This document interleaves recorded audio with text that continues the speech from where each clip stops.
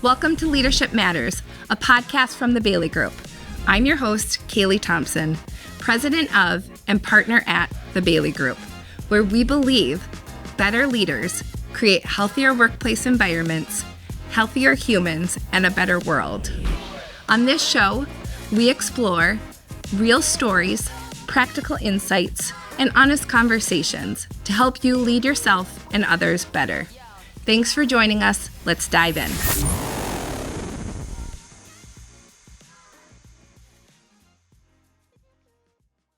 Over the years, I've really seen firsthand the impact of the right conversation at the right time and how that can change the trajectory of lives, of the lives of leaders, of the lives of teams, of the lives of organizations. And I have felt that impact firsthand. I am a different human standing here today than I otherwise would have been had I not, grown up in this world. And I feel unbelievably privileged and unbelievably grateful for the impact that it's had on my life. And that's why this podcast means so much to me. Leadership is hard. It is challenging, and it's deeply rewarding. The impact of your work cascades to everyone around you, in your offices, in your workplace environments, at coffee, with friends, with family, who you are as a human.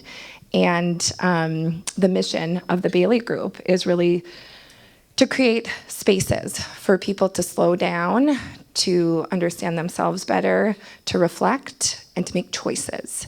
And through our work, we really are able to create the conditions to catalyze growth in the humans behind the work, which catalyzes the growth of organizations and the communities that they serve.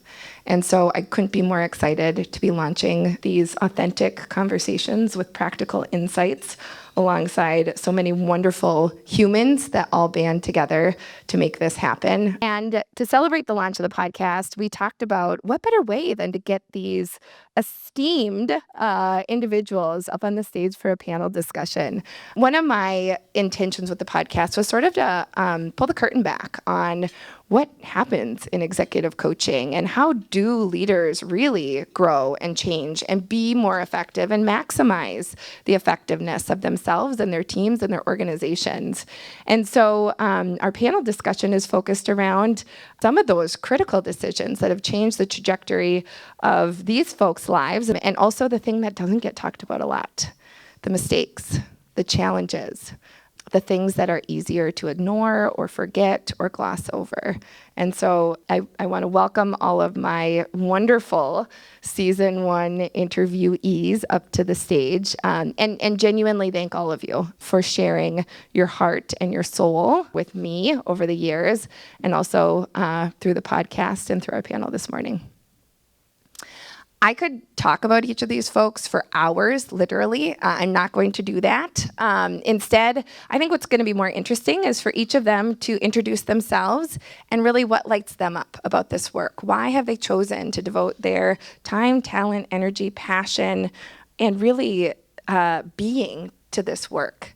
And before I do that, the caveat that I'm going to say is, and this is not just my own opinion, these folks are some of the most experienced, skilled, caring individuals that anyone could have the opportunity to work with. And for that, I will forever be grateful. So Anne, will you start us off? Sure. Ann Hauser, CEO of the Bailey Group. What lights me up about leadership is, and at least what I get to do today, is how positive it is and what an amazing impact it can have on others. Jim Willenbring, a partner executive coach for the Bailey Group. The piece that really has drawn me to coaching is often that moment of realization, right, that clients will run into, where whether it's that self-awareness, where they realize something about themselves that's really meaningful and impactful.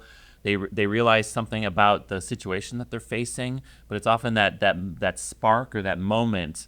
And often it's boy, that was a really good question kind of response to it, right? But there's silence that happens in that moment, and to me, it really makes my day, when I have coaching opportunities and those moments show up on a regular basis. So I'm Lee Bailey. I'm the founder of the Bailey Group. when I started the Bailey Group, what I really wanted to do was to have work that made a difference in the lives of people every day. I wasn't exactly sure what that was going to look like. I think what lights me up the most is the recognition that leaders are human beings that have challenges, that have fears, that have strengths. And it's an honor to sit next to people who are in roles that really make an impact in the world, to explore things that are hard, to explore solutions that might not have been thought about before, then to support executing on those, which also enables growth in people. That's, to me, what coaching is all about. I'm Bart Trines-Taylor. Been in the Bailey Group for over 20 years. One of the senior executive coaches and consultants. What still lights me up with coaching is we all need a place to be able to be truly honest with ourselves and find a place of understanding our strengths, what they really are, and the power that when I can show that understanding to someone, the power that lights up in them to then go do the hard work they do as leaders, to go out and have hard conversations, to go out and have courage to deal with the complexities and ambiguities that is part of leadership. And that, my first goal with all my clients has always been, I want to understand your world and show you that you're okay. No matter how many mistakes you've made, no matter how many times you've screwed up, you're still okay in certain ways, and I get you, and you're not abnormal. So that is an amazing, powerful place for people to start. Sal Mondelli, and I'm an executive coach with the Bailey Group. I'm one of the first four former CEOs to join the firm, and that was about 9 years ago, and it's been a wonderful experience. To me, I always tell people I'm really in my 40s. I just had some tough decades, but nobody seems to buy that. So for me, it's helping people avoid the mistakes that I did along the way. And the most rewarding things have happened is 3 or 4 times when somebody said, I was in a meeting and I heard your little voice here behind my ears saying, try this, try that. So that's the whole thing, is getting people to achieve the best they can be and be the best person, the leader they can, and get out of their comfort zone and try some things they haven't done before, and try, hey, it actually does work, and getting to level up from where they were to where they need to be. Outstanding. Can you all see why I'm such fans of these humans? So we recognize that life is about the decisions that we make. And Lee, given that it was your decision 36 years ago to take the leap of faith and create this impact-driven organization, I'd love to start with you. What's a decision that you made that changed the trajectory of your life? I was thinking about that question, and it's hard to just one. Do Just I get one. do I get like 10? Or I'm more watching than Mickey that? over here, who's watching the time. So I'm going to say 2. One I'm going to say is the decision to leave a 10-year banking career and start a consulting firm was certainly a turning point in my life, if you will. And the other I would say was my good fortune at meeting and having joined me Barb Trines-Taylor. The business up until that point had been a family business or a sole proprietorship, and I had an aspiration to build something that went beyond just one person, and that could have the possibility of having an existence separate from the individual founder. Barb and I met because we were both doing career stuff at that time, and we clicked, and it was like, yeah, we both share some similar passion for what we do, and I think that was what enabled the Bailey Group to grow to the business that it is today. It's beautiful. Barb, can I put you on the spot after that? How you feeling? I know I'm feeling a little emotional after that. It's funny you say that, Lee, because that was, if I have to choose one, it is the moment that I was knowing there was something else I needed to do with my career. I'd been at the university in Minnesota for 15 years, and I loved it there, but I knew it was no longer the place where I could grow. And I didn't know what else to do. I knew that I loved doing the work I did, but I didn't know what kind of place would allow me to do the work I wanted to do. And I thought of Lee, because as Lee said, we met when we were doing career coaching. I listened to him give presentations. I questioned him. I remember, forget a question I asked him when he was speaking, and I loved his answer. It was like oh gosh, yes. it was real, and it showed the reality of human beings and how hard it is to do what we're doing. And so I called him to say, I don't know that I can go out on my own, but you've done it, and let's talk. And it was serendipity, because he had been thinking about opening up the business, and so we got together for lunch. And someone once told me it was, I used to be in a really nice little cage at the University of Minnesota. It was very safe and very nice and comfortable. And someone threw the door open and said, "Okay, get out." And people said, "How did you do that? How did you go from there to just joining a small company, complete opposite to what you were doing?" And I said, well, it just was right. I knew in my heart that it was the best choice, and it has made all the difference in my career. So thank you. I was waiting for the two of you to hug. We do, we will. Sal, you've walked alongside countless leaders who have made these life-changing decisions. What's one that, when you reflect on your life, has changed the trajectory of where you're at today? Yeah, I have to go back to the first business opportunity I had. So I spent 5 years on active duty in the Navy, all of it in San Diego, right? Tough duty, but somebody had to do it. And so somehow I found out about this deal where you went to a hotel ballroom on a Friday night, and 10 or 12 companies would do a pitch, and then you signed up for interviews on Saturday and Sunday in that same ballroom and in tables. I didn't know what I wanted to do. I was pretty convinced I didn't want to do sales for whatever reason. So I started going on interviews and talking to people, and people kept saying to me, "Have you thought about sales? Have you thought about sales?" So in a moment of reflection, I said, well, they must be seeing something in me I don't see in myself. Started going on sales interviews and getting job offers, and through a series of events, which is longer than I have here today, I ended up with IBM, which was a terrific opportunity. Turned out I was reasonably good at it. And so the message was, have a hypothesis, go test it, but listen to what people tell you and don't be afraid to pivot and take a risk. And it all worked out. What spoke to me about your experience, Sal, was this reflection of somebody else speaking into you what they saw in you and how powerful that can be. And you've spoken into a lot of people about their potential, myself included. And I'm curious, as you reflect on your life, what's a decision that sticks out to you? Yeah, I was really lucky. I was at General Mills and was an HR leader for a small inclusive business, and I loved it. It was really fun, and people kind of stayed on my way because it wasn't on the consumer side. It was in food service, and I was really lucky to have a mentor who had worked in a bunch of different functions. And I said, Carl, I love this job, but I know I'm due to rotate because we always moved every 2 to 3 years. And he said, why don't you go do a business job? I'm like, are you kidding? I have an HR background, right? I don't have an MBA. I've never had a finance class. He goes, I think you should think about it. And luckily, the president of our business unit said, oh my gosh, Ann, you got to go to consumer marketing. I'm like, are you kidding me?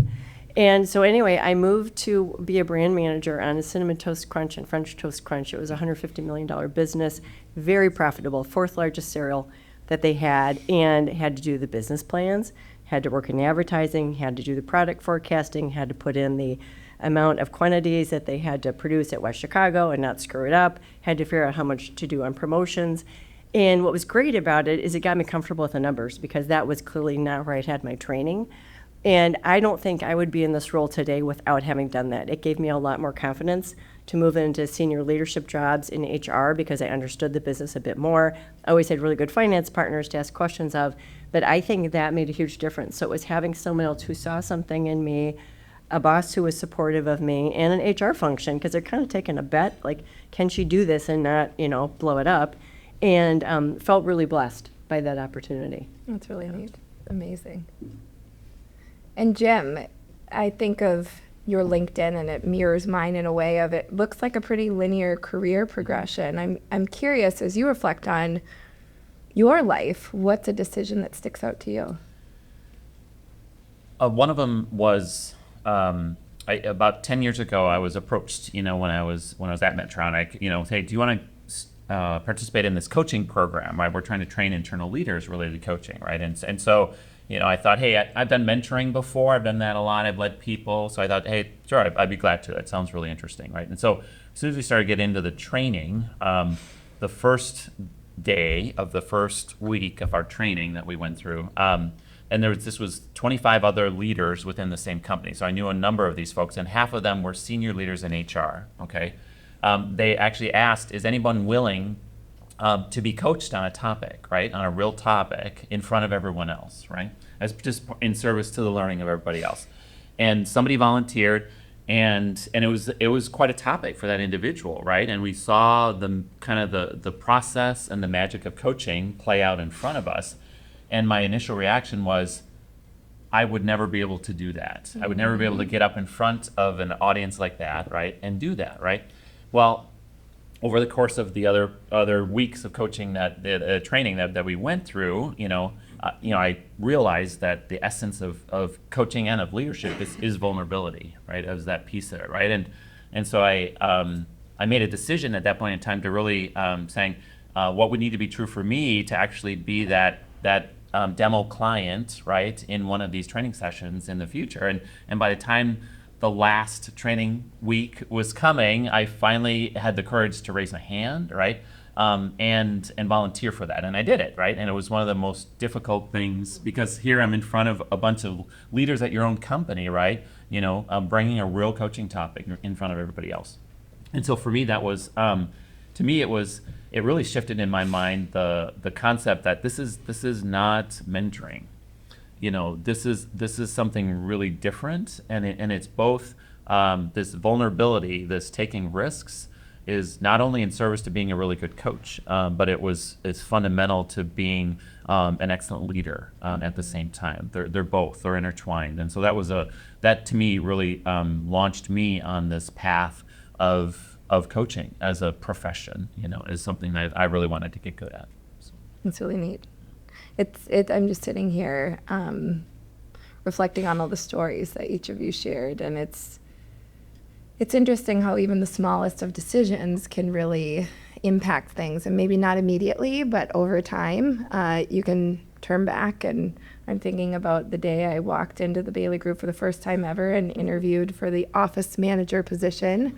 And I didn't really know what I was getting myself into, but I knew I needed a healthier workplace environment, and I really wanted the humans that I worked with to care about me as a person. And my goodness, has this ride ever exceeded my expectations. Let's talk about something maybe a little less uplifting. I'm getting my panelists sweating over here. Mistakes, my goodness. We've all made them, and hopefully we've all learned from them. And I'm going to do this one open mic style. I'd love to hear from each of you. What's a mistake that sticks out to you that you would share, and what did you learn from that experience? And before anybody grabs the mic, after we talk mistakes, we're going to open it up for Q&A. So if you've got any questions, we'll probably have time for a few of them. Mickey will walk around with the mic, and you can ask a question of anyone up here. So, Don't all jump at once. Choosing one, yeah, I know. I was gonna say, Way harder than doing the you only get one mistake too. I could have said that one of the crucial decisions was deciding that Kaylee and I were going to run the marathon together. Because I think we got to know each other in a way that really enabled the relationship that we've had over the last X number of years as we've grown. For those of you who know EOS, Visionary and Integrator, when we were doing that together. Lots of mistakes.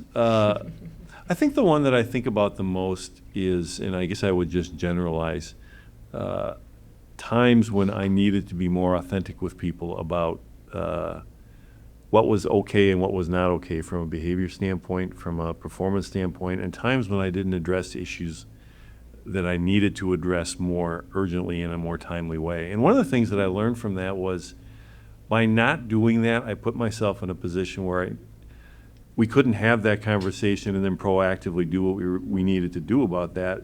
I ended up reacting to what they decided they wanted to do about that, which wasn't good for me and it wasn't good for the business. So I think if I were to say broadly the mistake, it was not trusting myself to be authentic with others about things that were not okay, and having that conversation and then making decisions that needed to be made that I was probably too slow to make.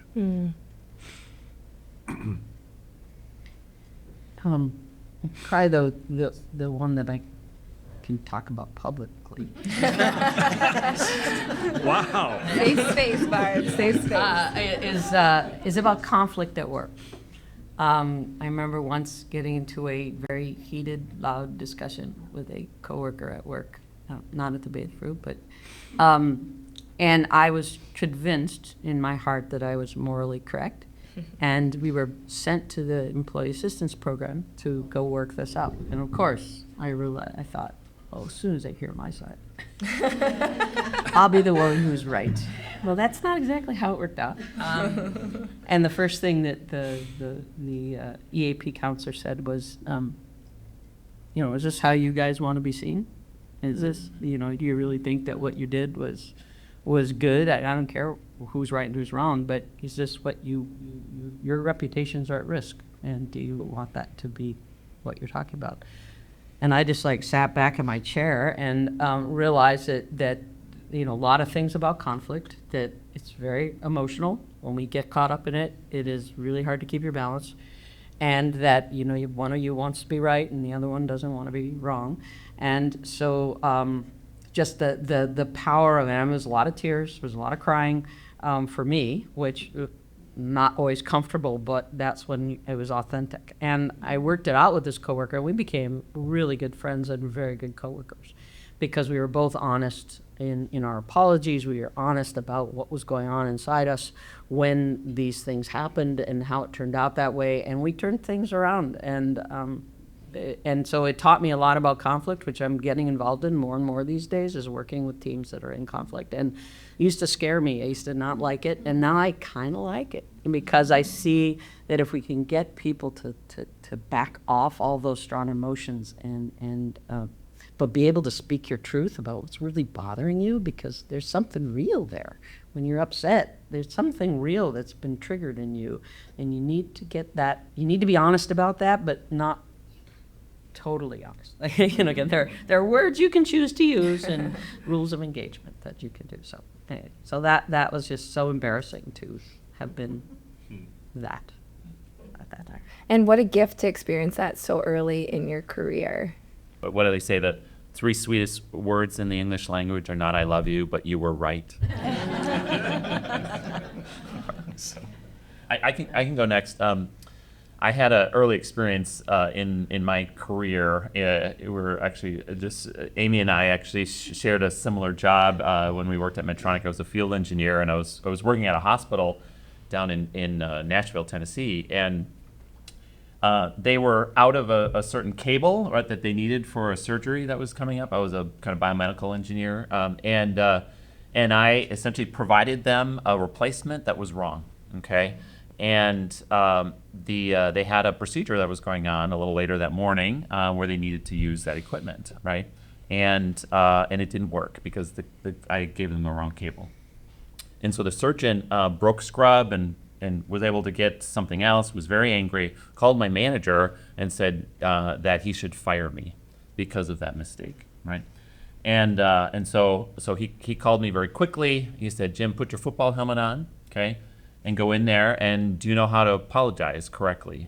And I said, "Please give me some advice on that." Okay.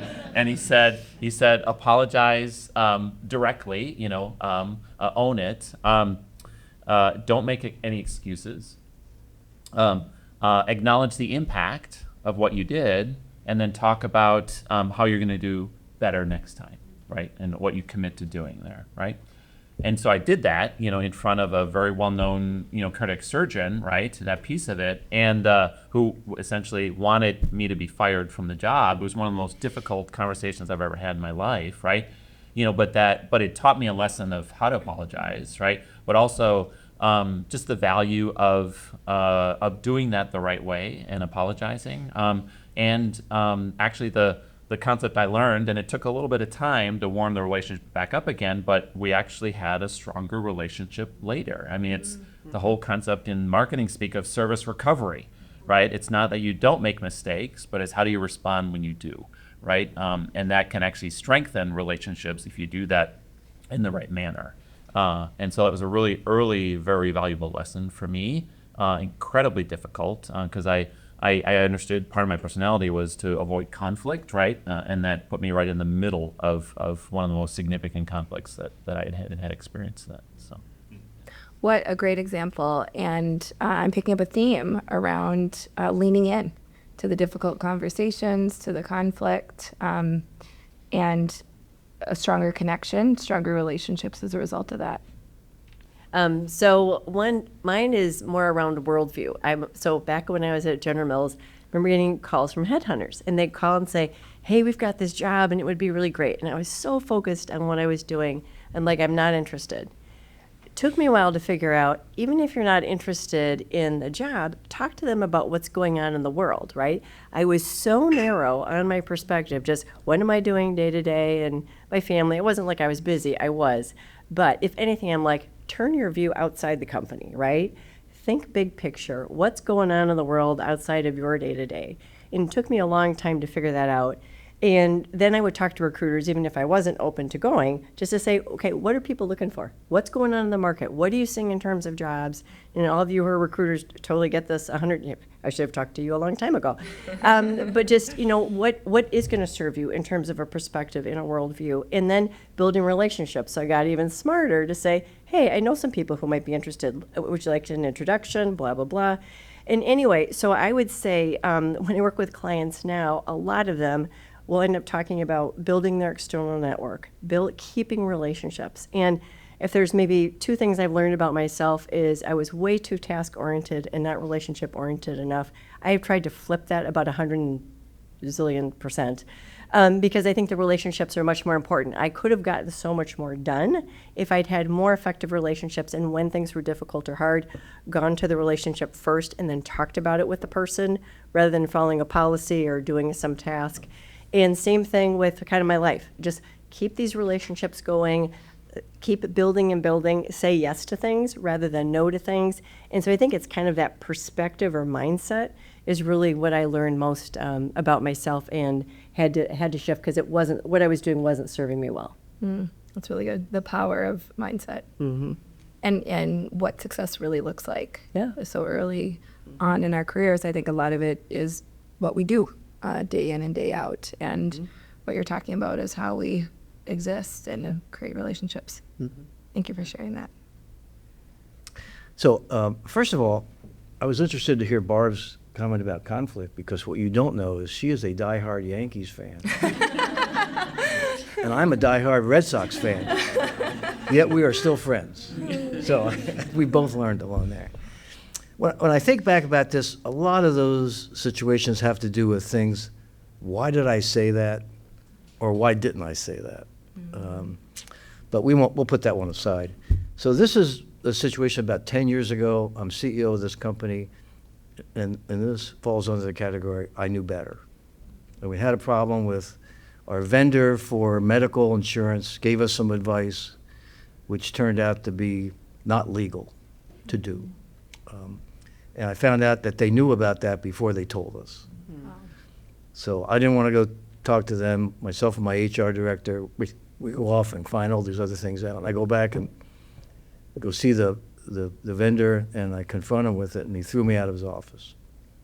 So I go back, my tail between my legs, and I'd kept my board involved in it. And the next day, the guy couriers over a package saying, we're giving you 30 days notice for all the things we're doing, insurance, medical, whatever. And it turned out the reason was he didn't like the fact that I talked to my board about it because one of the board members at a company he was trying to get into.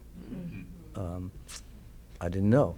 To me, it didn't matter. I was trying to solve the problem. What I should have done is call him and the other person in and say, fix your problem. I didn't need to do it. And again, I really hadn't really done that in a long, long time. Early in my career, I did stupid things like that. So I should have known better. And it worked out, but it was a lot more painful than it needed to be. Thank you for sharing. Those stories are really powerful and a good lesson that even though what most of us present to the world is calm, capable leaders, we still grapple with these things ourselves. Mickey's going to walk around to the mic. I don't think there are any questions off limits, but if you try, we will tell you where those boundaries are. What's on your mind? I need to say who you are.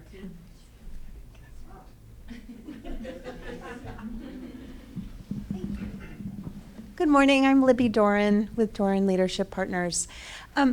We are in some of the most choppy waters we've seen environmentally for leaders in probably my lifetime. And I'm just curious to understand from a few of you how that's changing the coaching dynamic and what leaders are needing right now from you as coaches. I think one of the challenging things for leaders is their awareness that they have people in their organizations with diverse points of view about various issues.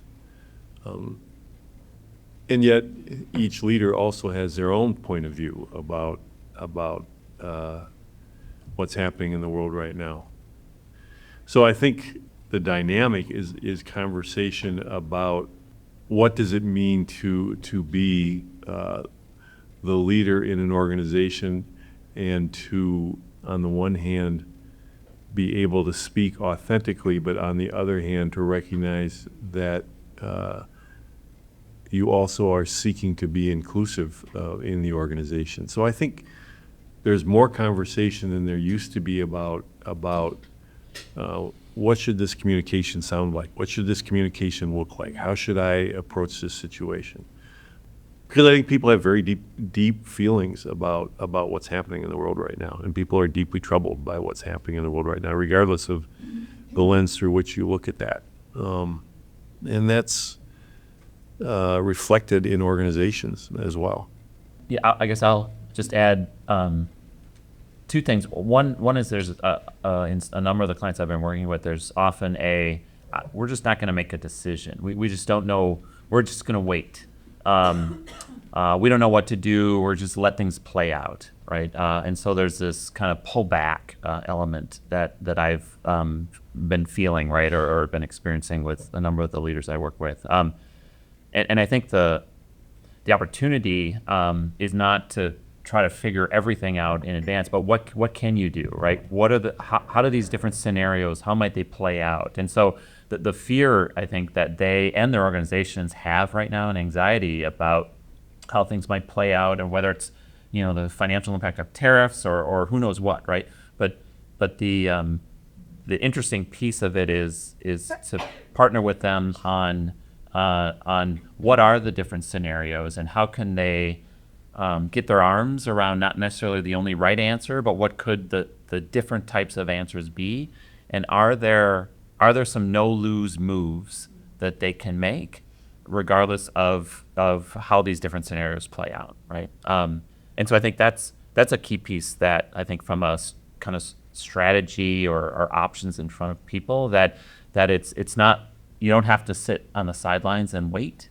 There are some things, even with significant uncertainty and volatility, that you can identify that could be some forward action, for these leaders to make going forward. And I think it's partnering with them on what does that look like for their business and for their situation and such, that I think can give them some agency in a time when uncertainty is really high. I just want to add, I'm back here for whoever is going to raise their hand next, but thank you, Libby, for that question, because that's also a question we want to address, those kind of questions on the podcast. And so we've put on your tables, there's some little Bailey Group note cards and some pens. Take a pen, take a mug. But on the cards, if it occurs to you either now or before you leave, and there's a question or something that you think is especially challenging for yourself and other leaders in these times, maybe one that they addressed, maybe something else, jot it down. And we'd love to explore, because there are unique challenges of any age, and there are definitely of this time too. So good. Other questions? Okay.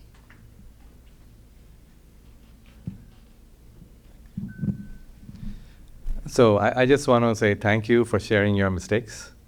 I mean, you must be, even some of them, feeling, oh my God, what have I done, right? I mean, please don't think that, because it's incredibly powerful what you did. And I just want to say, bow down and say thank you for that. Yeah. Who are you? Thank you, Nirav. I'm Nirav Sheth. Yeah, I'll stop. Thank you. Anyone else have a question they want to pose to the panel? Tub?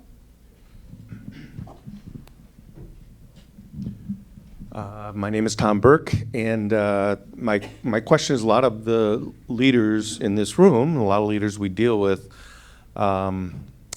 report to boards. And I'm just curious if you can maybe talk a little bit about that interaction and some of the challenges that CEOs have there, and what are maybe some examples of where it's gone well or not so well. Tom and I say it because we're both board chairs of different companies.